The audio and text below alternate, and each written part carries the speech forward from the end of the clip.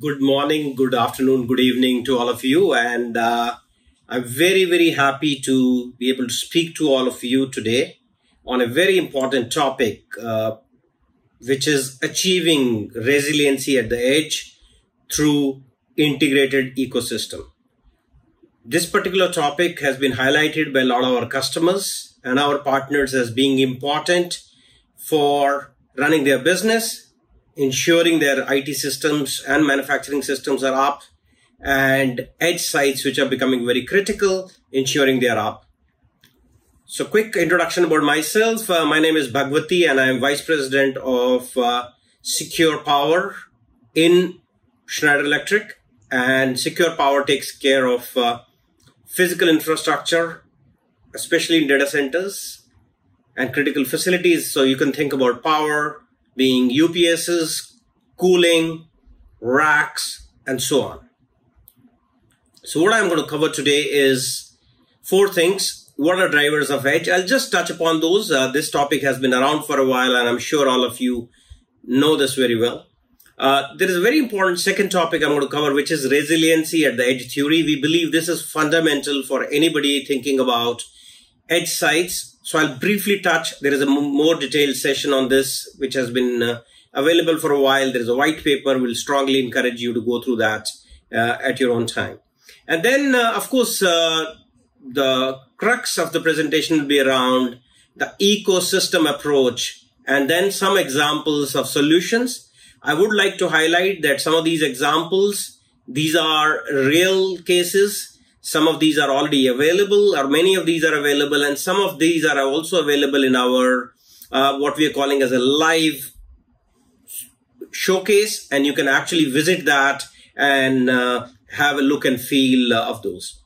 So, what is driving edge? I think the biggest driver for edge, of course, is the way data is being generated and how it is being processed.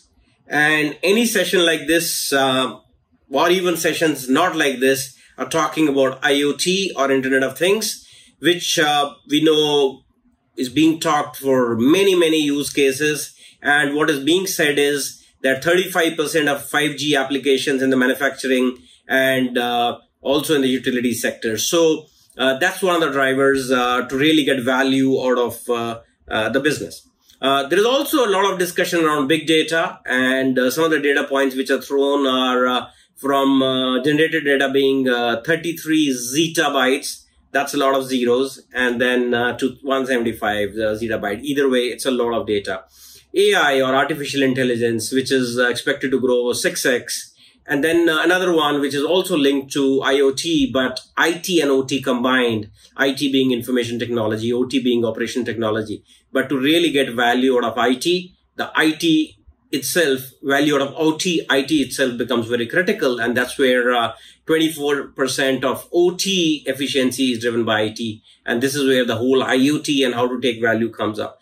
All this is a lot of data. And this is also leading to a need for processing the data in the cloud, because it's a lot, but also need for processing some of this data locally. So this is leading to a kind of data center ecosystem which is changing. And this data center is not only supporting pure data centers which are in cloud space, but also the buildings which are driving this, which are really becoming all electric and all digital, but also industry, which we believe is becoming all electric, all digital. This was covered in one of the sessions earlier during the day by Pankaj Sharma. I'm sure you have had a look. But in a nutshell, data centers are the enabler of this energy and digital transformation to drive business, drive efficiency. So what is the kind of architecture we are seeing in terms of data centers when we are talking about IoT, big data, and so on? We have seen this kind of a change every 6 to 8 to 10 years, where data used to be very centralized, then it became decentralized, then it became centralized. So I think that transition keeps happening every 8 to 10 years. And today we are seeing a kind of an architecture which we are calling as hybrid architecture, where we have some cloud, very large data centers which are centralized to the left. And then we have some medium-sized data center. Think about regional edge, still generally cloud-driven. And then, of course, we have some local edge sites which are really trying to make decisions locally, processing the data, storing the data locally. So we see this emerging. We have specific sessions covering centralized and regional edge for sure, and organizations will have those. We'll cover a lot on local edge, but what we are still encouraging is that you take a holistic view, or our customers have been saying also that they are taking a holistic view when they really want to look at this in totality. So that brings me to the resiliency at the edge theory. When we are talking about edge, we realized, and a lot of customers' feedback was that when they are looking at resiliency, it was not looked from edge angle, but just very briefly some of the theory. This is linked to uptime tiers. Now there is a link there which tells you the source. Uptime tiers have been very public. A lot of users are aware, tier 1 to tier 4, and they are really talking about a very high level, I would say, a systemic or calculated availability levels from 99.67 to 99.995 when you go from tier 1 to tier 4, tier 1 being lower, tier 4 being higher. Obviously, if you look at these numbers from a far distance, 99 point something, it doesn't make too much difference between the 4 levels. And that's where we translate this into business, which is basically to say, based on statistical analysis, what is the kind of downtime which one can expect? And any downtime is not good, but obviously we all understand systems do go down and they need to be taken down not only for failure reasons, but also for maintenance. So based on all this, we are talking about tier 1 being down, let's say roughly 28.8 hours, which is a day in a year, and which used to be fine earlier, but obviously in today's 24/7 world, that's not good enough. And please understand, this is not a planned downtime. This also includes unplanned. So this can pretty much happen when the business is at its peak. And when we go to tier 4, we are starting about talking about a few minutes, 25 minutes, half an hour, still not good enough. And again, please understand, this doesn't mean it happens every year. All it means is that this could happen over the lifetime, and when you average out, this happens. What we've also heard from customers, and these numbers look reasonable, that's what they have seen in their sites and so on. And the idea is that we want to move up the availability. And if you speak to most customers, and I'm sure the feedback from you will be also that, hey, we are looking at data center tiers somewhere in the region of 3 to 4. The challenge, though, and the feedback, though, is that that's really a view from a single data center and essentially from a large data center.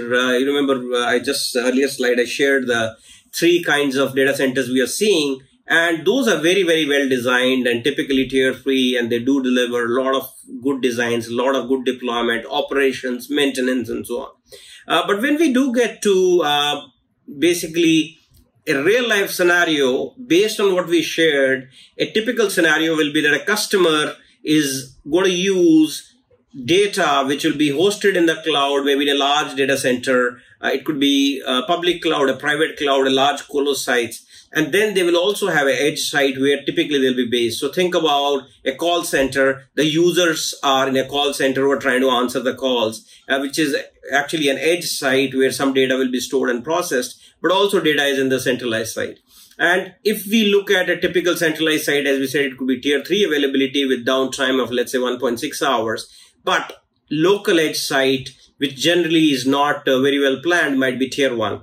And mathematically or arithmetically, for uptime, when you look at a system uptime, you need to multiply the 2. And when you multiply these 2, the availability of the tier 1 and tier 3, we come up with the availability of those users or the callers comes to 99.65%. And again, in number of hours comes to around 30.7 hours, which is worse than a tier 1 data center. So the idea here that we're trying to bring up is that the approach really needs to change from looking at just one site and looking holistically. And second, to improve this number, it's not only good enough to look at centralized site, but also to look at the edge sites and try and improve their availability. So I think that's essentially the summary. It's a very, very nice, we are calling it white paper 256. And we are encouraging that you go through this. This is one of the most widely downloaded white paper. It's available for free, and strongly encourage for you, your teams, our channel partners also.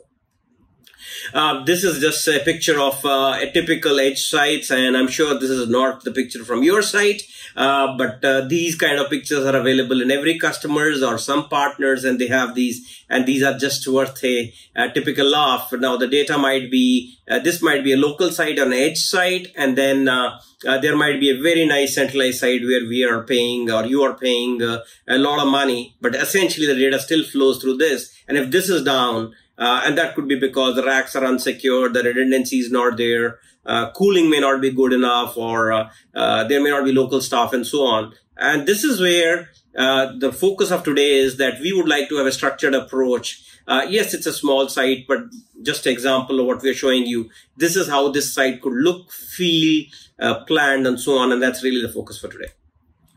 So what is really needed other than knowing the theory that we talked about, that look at end-to-end, look at the complete data center ecosystem.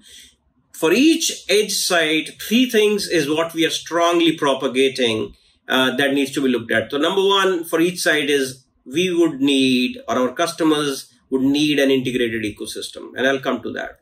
Number two will be, there will be need for management tools. And management tools have been very critical for any data center, but they become even more critical when we look across the whole customers' end-to-end data centers, where there are many large, medium, and small sites. And then there is a need for analytics and AI to augment the staff, because many of these sites may not be manned, or even if they're manned, they're not manned by the right set of people in terms of their skill level.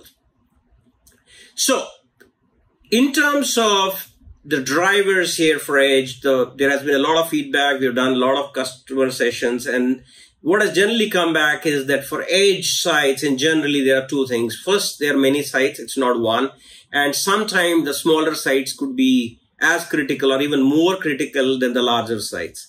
And then second, many of them could be unmanned totally. There may not be anybody. But even if there is somebody, they may not be there 24/7, or they may not have the critical set of people which are needed. And that's where what we are proposing is that we will need to handle this challenge as an ecosystem. And how to do that is really that the customer is at the center of these things, but also taking leadership position and working with two sets of vendors, very important. One is physical infrastructure vendors, that's companies like Schneider Electric, but also IT equipment vendors. Think about server manufacturers, the switch manufacturers, the software, and so on. But then very important, the system integrators who really put together the whole thing, and managed service providers who ensure that the site is not only put together for the first time, but also service going forward. Now, there could be one party which might be taking multiple roles. There could be multiple parties, but the idea here is that we need to look at this holistically and ensure that this ecosystem first exists, and second, it works well. So let's continue. So this is really an example of this kind of an ecosystem, and what we have, it's a very, very small edge site, and what we have is shown as a 6U, and 6U is not much. I mean, we're talking about literally this 1/7 of a typical IT rack sitting on the floor or on the wall with a little bit of a processing, and you see the IT hardware and software being mentioned, the edge line, Aruba network, some kind of a server there, SimpliVity, some storage, and some security added. And of course, then there is, of course, the card access for such a site, some sealed cable access, UPS included, of course, the cabinet itself, and security and monitoring. And all this has to work interchangeably. While this might sound simple, all this needs to be put together, and it can be a complex job. And that's what we're really trying to ensure it gets done. There could be sites which are simpler than what is shown here, or there could be sites even more complex. And of course, this needs to be then surrounded by the management layer, and of course, to ensure the services are also there. So to look at this, the approach also not only has to look at just getting the hardware or the product there, but also look at from the complete life cycle, which starts with the design. How do we ensure that the designs are pre-validated and they are really ensuring that everything works? Ensure that the configuration is easy. Ensure that It's easy to buy using whatever channels our customers are used to. Delivering the complete solution, ensuring it's going on time, ensuring it gets deployed in the right way, and then it can be serviced, it can be monitored. So that's the life cycle we are talking. And this life cycle could be 5, 7, 10 years or even longer with all the changes needed. And of course, this needs to be done across sites. So what gives Schneider Electric a right, or even I would say an ability to put something like this together? Schneider Electric, and which has acquired in the past APC, MG, NetBots, many other companies which came together. And these companies have very, very good DNA or pedigree to have done certain things which were around systems, starting with 1986, 1987, 80s I'm talking, where PC and x86 were flooding the market, a lot of complexity, and that's where the first network UPS, which with the software and monitoring, and that's the first thing which was done by APC. And then power structure to take care of complex data centers, which were mushrooming in early 2000s. And then the cloud and co-location data centers with infrastructure and modular systems. And of course, covering the power, the cooling, the enclosures, and so on. So this is really the history that we have. And what we are today going to talk about is edge compute. And this is where we have EcoStruxure integrated systems. And that's what we're talking about.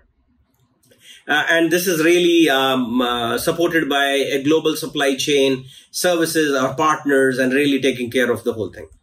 So very, very important is that we have now 3 flavors of this, and I would use the word micro data centers. Think of a rack or sub-rack. And rack, as you typically say, is a 42U. It could be taller than 42U, but think about 1 rack or smaller. And we have seen many new form factors there. A row data center could be a couple of racks, 2, 3 racks, all the way to a row or 2 rows. And then modular data center is a self-contained, containerized, but could be on a skid data center, which could be maybe a couple of racks all the way to 50 or 100 racks. And for all of these 3, we have a thought process. We call it as EcoStruxure architecture, which is really an IoT platform, and it consists of 3 layers. At the bottom layer, the idea is very simple, that in today's world, we need everything connected. Internet of Things starts with connected things, not only things. So think about things like UPSs, PDUs, monitoring is a must for all of these. So that's the base layer. And then on top, we add edge control, which is a local control layer, because somebody will show up or will like to monitor locally. And then there is a very important a cloud layer, which ensures that the data gets aggregated. It can use AI or artificial intelligence, machine learning, etc., to provide insights, reporting, and so on. So we have this approach for all 3. The approach remains the same. The architecture remains the same, but it can have these 3 flavors. To build further, our customers have been saying that in their business, they have sites, and I'm only talking about edge sites. There are also the medium and large data centers, but these edge sites can have 3 flavors or 3 environments.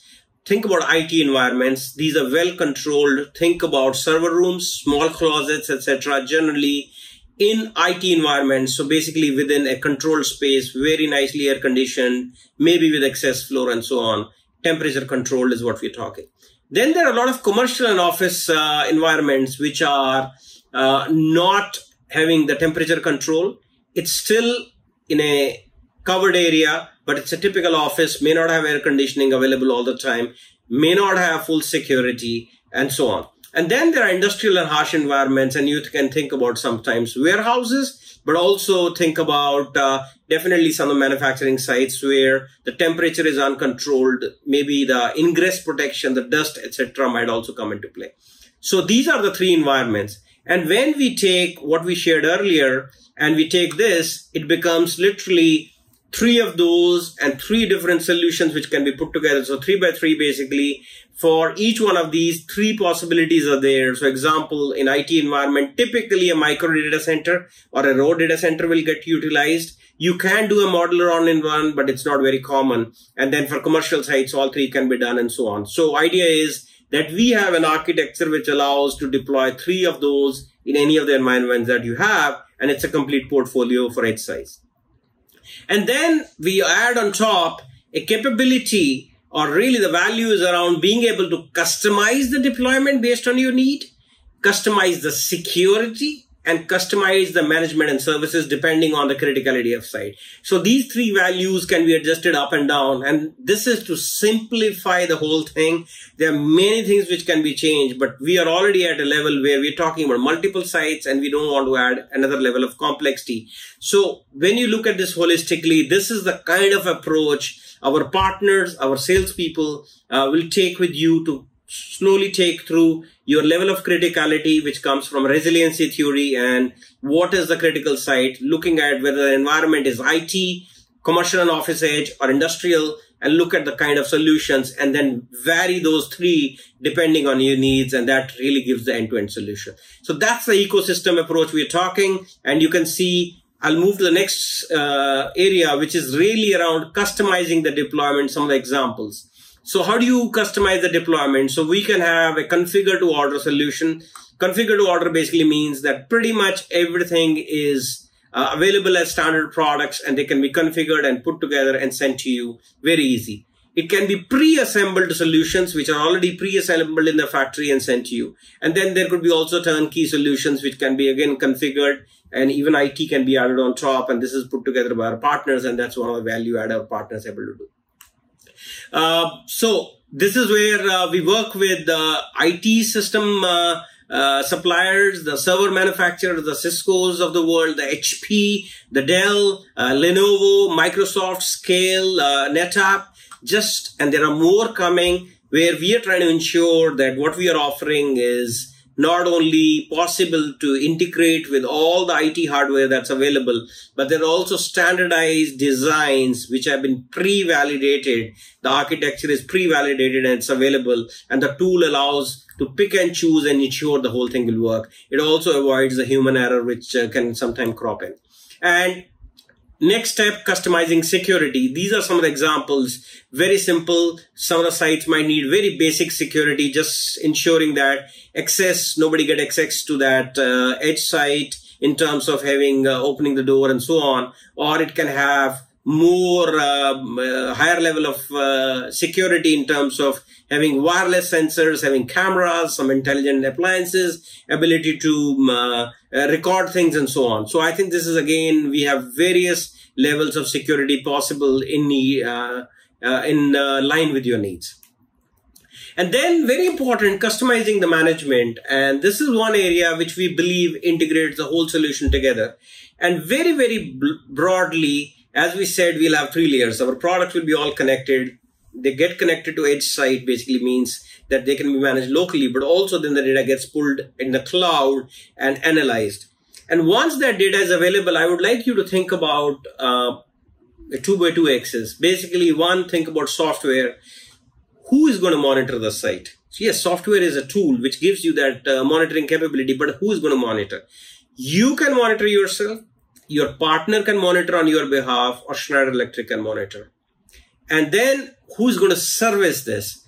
You can service a little bit. Some of these sites are very simple. You can service yourself, at least at the basic level. You can ask your partner to service for you, or you can ask Schneider Electric to service for you. So depending on the site, all this can be mixed and matched. Software ensures that monitoring is available, but who's going to monitor, actually ensure alerts are taken care of, and then take action is very, very flexible. It can be customized. So basically those 3 things that I talked about: ability to deploy as you need, ability to customize the security, and ensure that the management layer can be varied, is really the key thing that we're able to bring. So some examples. And this is for a retail customers. I'll show you a few more. And I highly, highly encourage you that you attend some of the sessions which go into some of this more detail. But this is for a retail customer. And a retail customer will have various environments, as we said. There could be regional offices, as we said. There could be retail locations. There will be warehouses. Warehouses could be of multiple sizes. And you can see they will have many edge sites which can have various kind of solutions, as have been shown on the screen.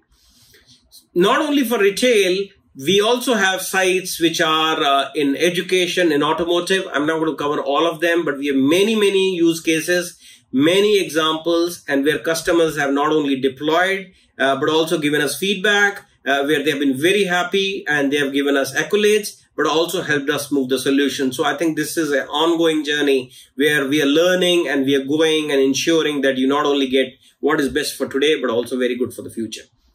Now, if you talk about raw data centers, these will typically get deployed again in similar kind of customer sets. In education, we have seen very common, but also in automotive, because these customers are slightly larger organizations, some enterprises, and telecom definitely where we are seeing some of the application.